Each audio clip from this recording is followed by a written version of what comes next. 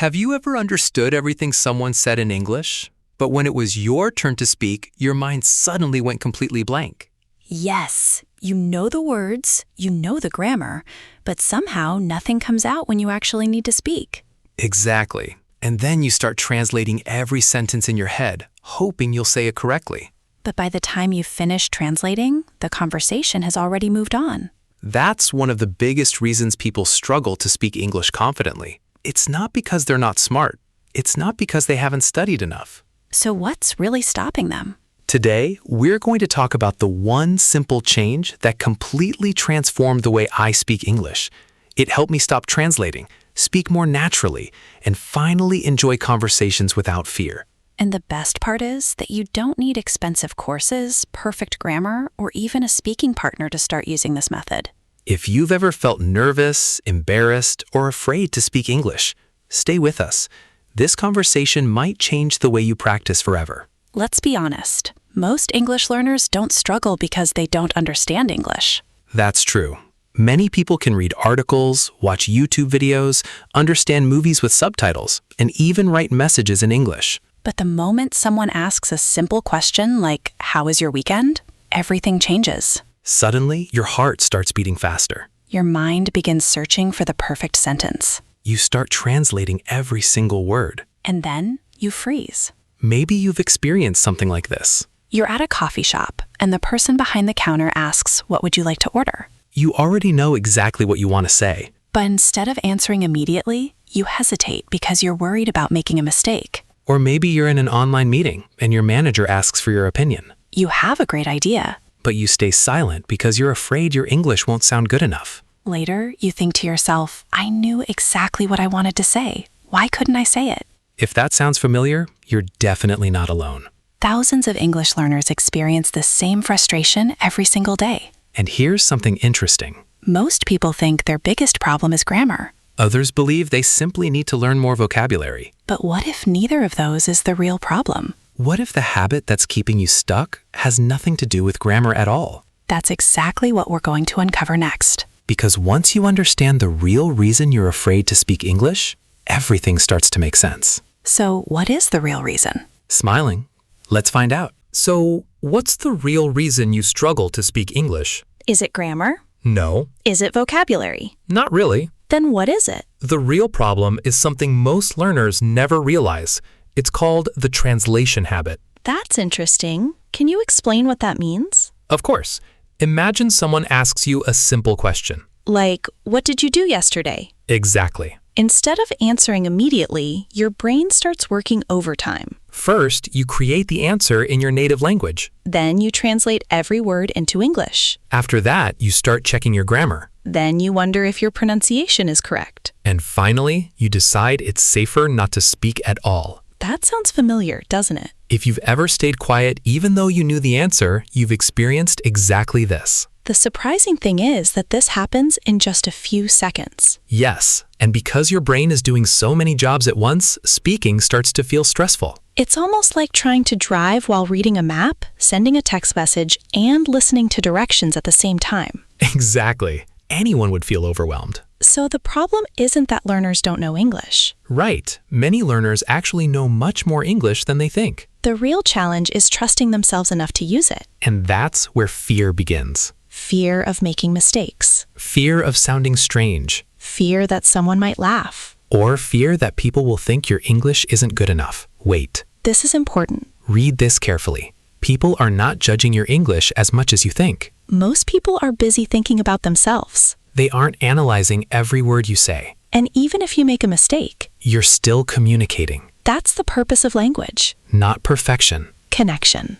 Relatable story. I remember when I first started speaking English regularly. Were you nervous? Very nervous. Really? Absolutely. Before every conversation, I would prepare perfect sentences in my head. And did people notice? No, the only person creating pressure was me. That's something many learners can relate to. The moment I stopped trying to sound perfect and started focusing on simply communicating, everything became easier. So if grammar isn't the biggest problem, And vocabulary isn't the biggest problem. then how do we break the translation habit? That's exactly what we're going to do next. We're going to share a simple technique that takes just a few minutes a day but can completely change the way you think and speak in English. And the best part? Anyone can start using it today. Let's get into the first technique. Now, it's time for the first technique. It's simple, practical, and you can start using it today. What's it called? It's called the labeling method. That sounds interesting. How does it work? The idea is simple. Instead of looking at an object and thinking about it in your native language first, train your brain to connect directly with the English word. So you're creating a direct connection between the object and the English vocabulary. Exactly. Can you give us an example? Of course.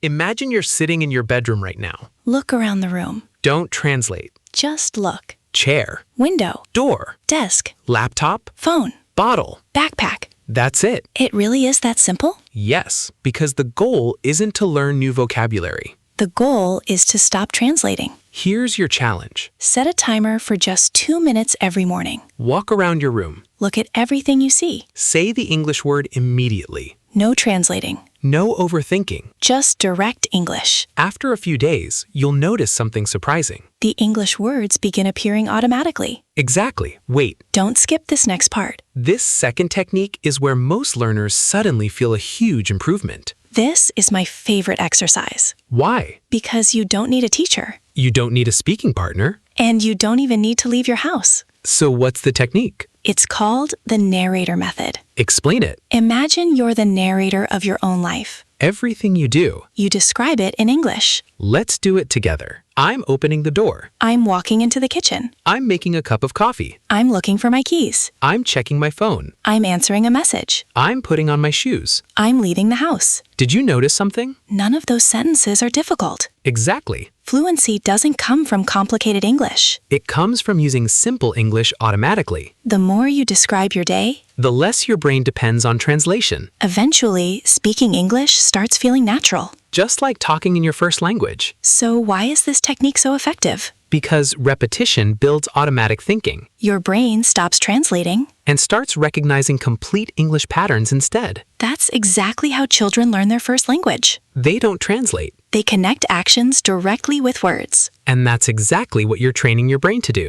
These first two techniques are incredibly powerful. But the next one is the one that changed everything for me. It's the technique that helps you prepare for real conversations before they actually happen. Once you start using it, speaking English feels much more natural because your brain has already practiced the conversation. Let's dive into our final technique. Now it's time for the technique that made the biggest difference for me. Really? Even more than the first two? Absolutely, because this technique prepares you for real conversations before they actually happen. That sounds interesting. What's it called? It's called the 3-minute dialogue method. How does it work? Every day, choose one situation that you might face in real life. It could be ordering coffee, Introducing yourself, attending a job interview, speaking during a meeting, or simply talking to a new friend. then spend just 3 minutes acting out that conversation. By yourself? Yes, play both roles. Both roles? Exactly. Ask the questions and answer them in English. Good morning. How are you today? I'm doing very well, thank you. How about you? I'm great. What are your plans for today? I'm going to work, and later I'd like to practice my English. That sounds like a productive day. I hope so. I'm trying to improve a little every day. See how natural that feels? And notice something important. None of those sentences were complicated. They were simple, useful, and realistic. Your brain loves familiarity. When you've already practiced a conversation, it doesn't feel new anymore. So when a similar situation happens in real life, Your brain already knows what to say. that's why athletes practice before competitions. Musicians rehearse before performing. Speakers rehearse before giving presentations. And English learners should rehearse before real conversations. Wait, Before we finish, I want you to remember one sentence. Practice doesn't make perfect. Practice makes progress. you don't need perfect English to communicate. You only need the confidence to begin. Let's quickly review today's 3 techniques. Technique 1, the labeling method. Build a direct connection between objects and English words. Technique 2, the narrator method. Describe your daily actions in simple English. Technique 3, the 3-minute dialogue method.